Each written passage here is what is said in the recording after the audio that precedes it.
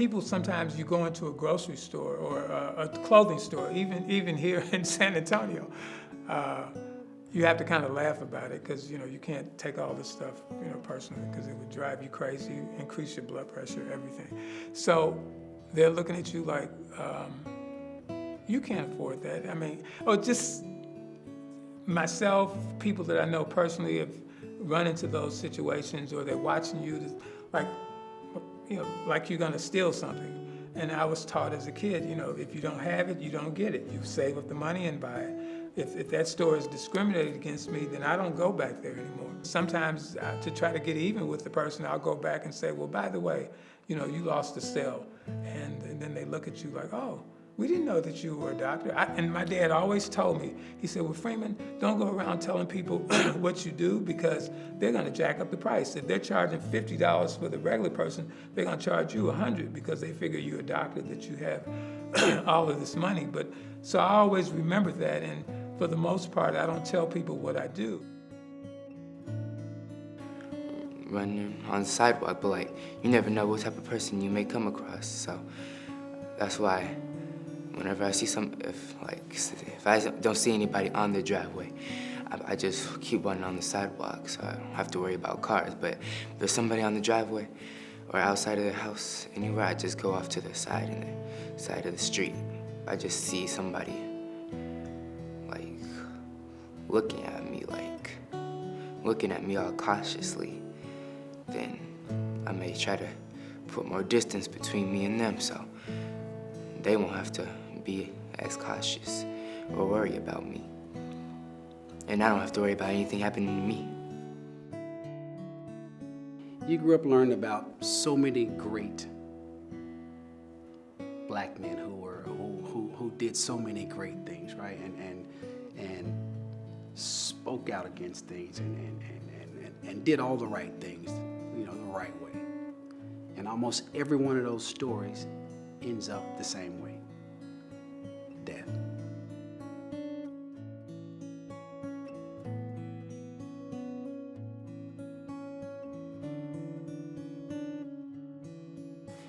There's about 50 masks that we have to wear daily. If you talk to any black person, they'll tell you. We have a right to be upset. Everyone has a right to be angry, but for some reason we have to suppress ours even more, because again, that's the angry black guy, the angry black woman. Get him out of here. Let's put somebody else in here.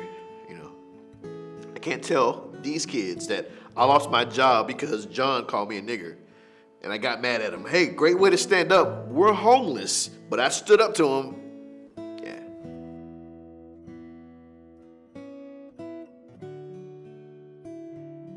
You gotta understand the way that we were bought here as the profit margin for America. Just work us to death for free, make a slave away, separate the man away from his family, to conquer him, to belittle him, to treat him like an animal less than any other human. Historically, African Americans have been named everything under the sun to make it okay to send us to jail and to shoot and kill, because we are, super predators, we're super criminals, we are repeat offenders, and this is a historical narrative.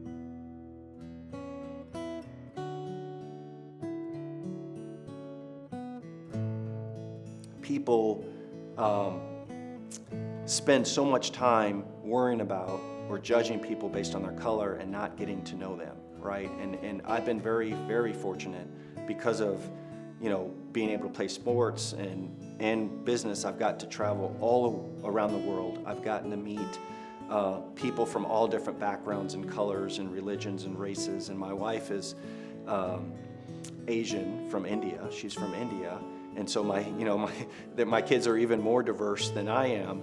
And at the end of the day, people always care about their family. You sit around a table, people are good. They want the best for their kids, they want the best for their families, but somehow, some way, conflict happens so quickly just because you're different from somebody else. The bottom line for me is there are people who I think have a very stark contrast between the two worlds in which they live. Mine's a little more blended than that in my experience. The Bible teaches love and hate can't exist together.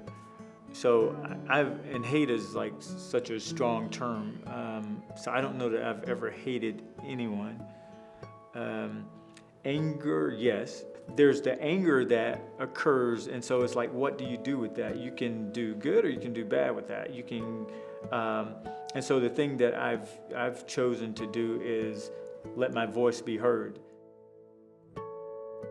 It's hell living out here in this world, because we fighting. It used to be education. Now it's not education. It's just being you, just being the skin color that you are, and that's a depression within itself. We're not what you think we are. We're not animals. We're not killers. We're not, if anything, we're probably a little bit more higher than any other race, intellectual-wise and everything else, because we've had to endure so many things, and to still be able to sit in front of you and talk and laugh and smile, knowing that he doesn't like me, she doesn't like me, not because of who I am, but just because of this.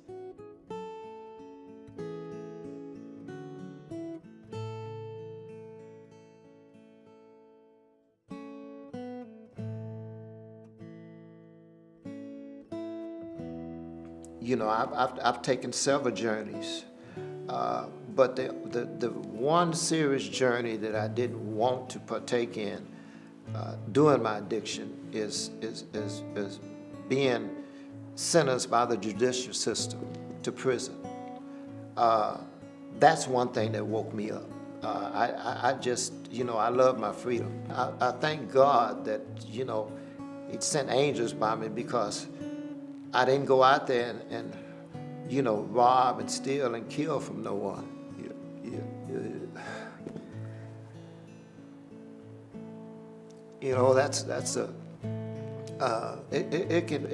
Addiction can really, it can hurt you. I'm just thankful that I was able to wake up and map out a plan, because like I said earlier, if I didn't map out a plan, the state of Texas was going to have a plan for me. Before, I didn't like to talk until I got in drug court and started mentoring. My probation officer told me when he first met me that you'll be a good mentor. I was like, yeah, right. I'm not talking to nobody like that.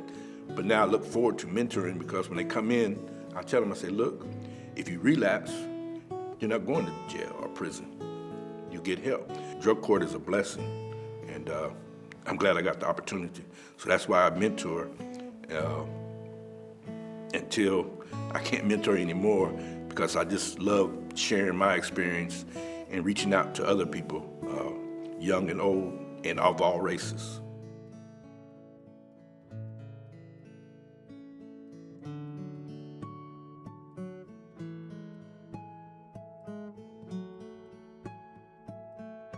People call me Cowboy. It's a name that somebody just gave to me one day. My cowboy days started with my grandfather, Alton Island. He was a rancher and a cowboy and a roper, the biggest majority of his life. We were blessed. We didn't have to worry about where the next bullet coming from. We didn't have to worry about people riding and drive-by shootings, because we were family-oriented, no matter who it was. If he was white, Hispanic, if he was black, everybody came to 709 South Park Street. So when people came in, they wanted to be like us. And it was a good way of being able to give the experience of our lives to somebody else.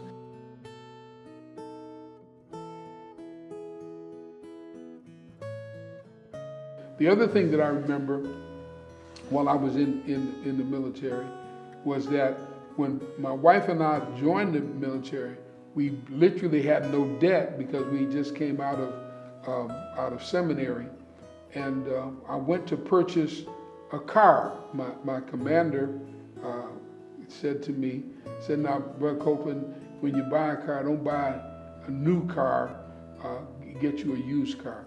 and I saw a 1979 300D, that's diesel Mercedes-Benz. When I saw the Benz, I said, oh, that's my car. I get the car, I bring it back to the base, and I run inside to see my commander, my chapel commander, and I said, man, I did what you told me to do. He said, what was that? I said, I got a used car. He said, well, what kind of used cars did you get? I said, a Mercedes. He said, all hell.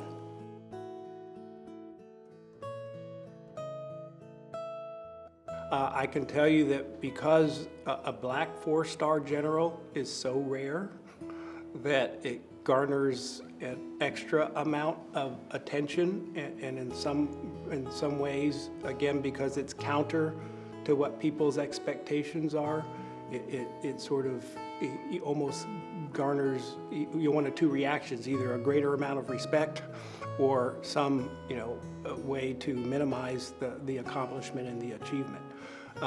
So when I wear my uniform, the general idea is that certainly there is a great deal of respect and to some extent admiration that goes along with that from the reactions that I get from people. And when I'm not in uniform, I can tell you for the most part, I don't have the experience of being treated radically negatively. I don't get treated the same way as when I'm in uniform, but I'm sort of treated mostly like everyone else. And the person, asked me, "Are you here to move the cars?" And and I said, "No, actually, I'm not. I actually am not the valet. I live here." So I was, and it was really meant to me. I think when I give it back to someone like that, they already feel bad, and it's even worse when I don't make a scene.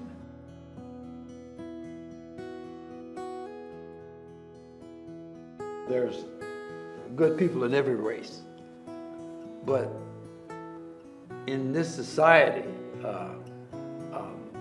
it's been a constant battle. We got the leftover books. I remember, when I was in high school, well, we didn't get all the equipment, that we could have gotten to educate ourselves. As I said, we got leftover books from the white school. Well, we may do, but that's the point. Making do. Why is it that we have to make do? We could be just as good as anybody else in this country, in this world, given the same opportunity. I was around about 12 years old, and this gentleman, around 16 or 17, something like that. And he threw a couple of rocks. Told him, and I said, please don't do that to me. I said, well, I'll tell you what, I'm going to tell my dad. About a week later, I told my dad what happened. My dad did go tell him. And Mr. Joe Holtz, I never will forget his name. He was the father of this boy that was picking at me. Like that. He said, I'll take care of it, and I think you're a good boy. And he says, you finishing high school? And I said, yes, sir.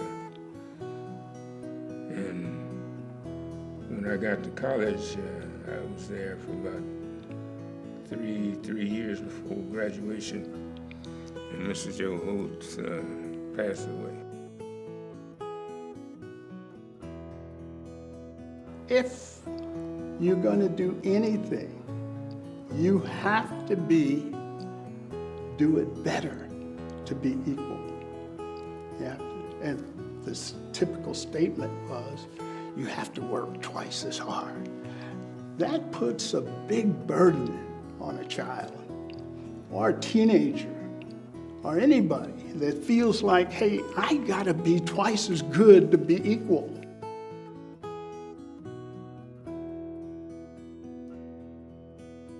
First Halloween service that I had to preside over because I was responsible for the youth department. When we came home that evening, my wife and I found a cross burning on our lawn. So immediately I called my commander, and when we met with him, one of the things that they said, well, you should have asked us where you were going to live. We could have told you that there were certain areas that would have been more amiable for your presence. That was kind of interesting. The other thing is that the commander of the base commander offered to give me a gun. He said, if anybody comes after you and you shoot them, make sure that they fall inside the house. There was a KKK gathering in the neighborhood, an area I considered my safe space, you know, as a kid. You know, my first exposure to seeing people in sheets, right? You know, as a kid, no full appreciation for what it is because of the area we're in, but it was, you know, those things, you know, and those things rang true to me. Not because of my fear, but I saw in my parents the concern, right? So as a kid, you see the concern, right? You know, we're concerned. I'm a kid. There's a natural propensity to be worried about things like that. But to see your parents, right, your protectors, to see the fear and concern in them does something different. You were afraid, your parents were afraid for their lives on a daily basis, you think?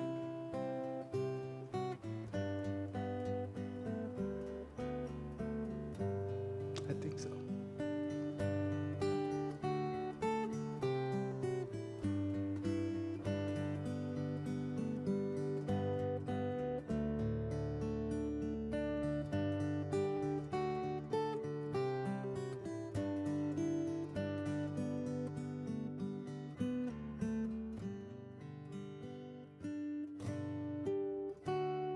I think what has happened in America with the COVID-19, the George Floyd issue, it allowed people to be caught off guard. Everybody's at home. They're looking at things from a different lens.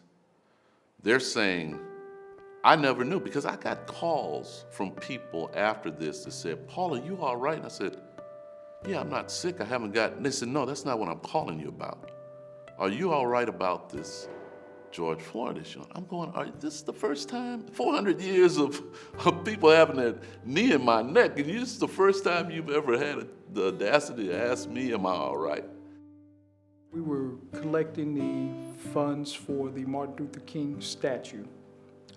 It took approximately 6 years for us to raise $23,000 to have the statue erected, and we would go out on the street corners and collect donations from people.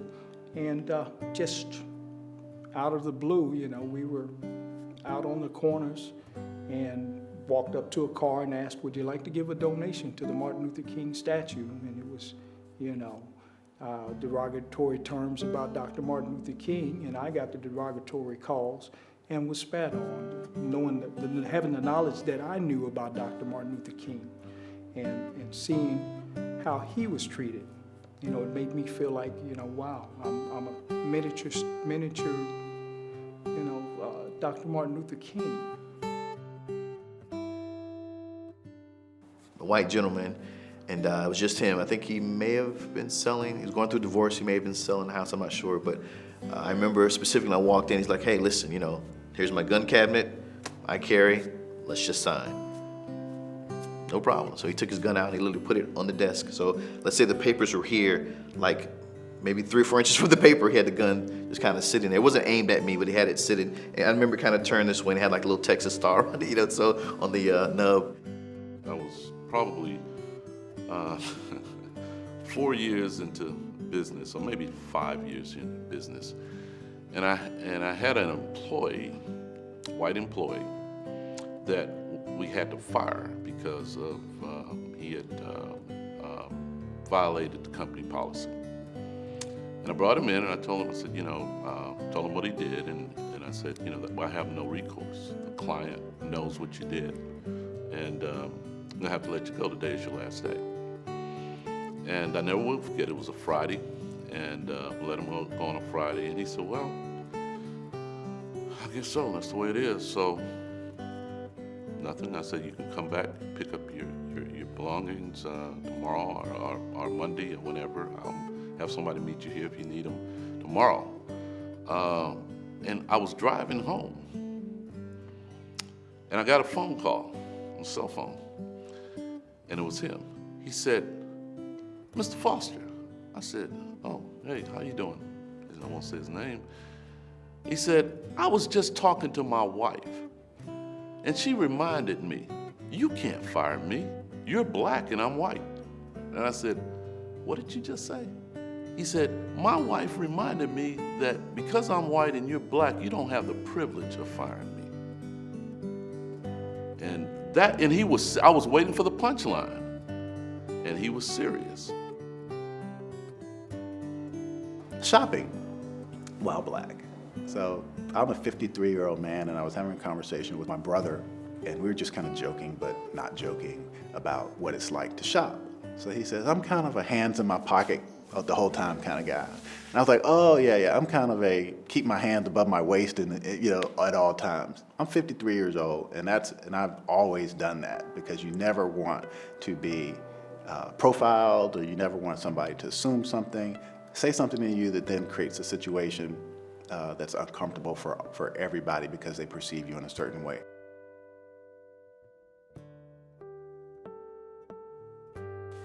I've lost some hope, in that, over the course of years, where there have been like so many instances that have happened where that it's an open shut case, and it's like you're like, wow, like seriously.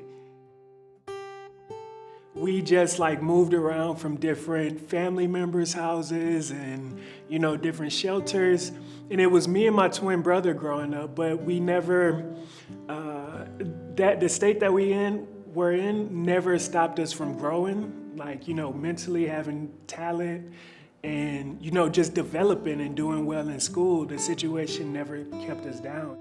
John Jay had a really good art program, specifically a good art teacher who saw my talent, and she gave me all the canvases I need, she took me to art competitions, which was really good because it wasn't anyone who would just sit down and draw, and she saw my talent and was like, here's canvas, we're gonna go to this competition, we're gonna, do all of these things. And she kind of believed in me, which kind of made me believe in myself. And then from there, I seen that, okay, I'm good, but I can also get recognition. I won, competitions and got recognized. And I was like, this is great. Coming from where I came from, no one was doing that. Mrs. Johnson, as I said, was very influential. She was, I just remember her at a time where I was a great student, did very, very well in classes, but as most young boys do, had a knack for staying in trouble. And I just remember her always reminding me to not let those things kind of distract me and keep me from achieving what I could do with my potential. So she was very instrumental in reiterating those things to me, keeping me on the right path. And when I got off that path, getting me back on in a very constructive and way that I could understand why the correction was happening. Being poised for the insult is necessary. That builds character, but it also builds preparedness. And if you're prepared, you're in a much better position to overcome whatever may come your way. But we are in a fight for inclusiveness. And I would say that while there's still stories that you can point to that are ugly, that are just plain sickening, there's a multitude of stories that would bring you happiness to recognize that while we have not gone to the mountaintop, we certainly are moving in the right direction.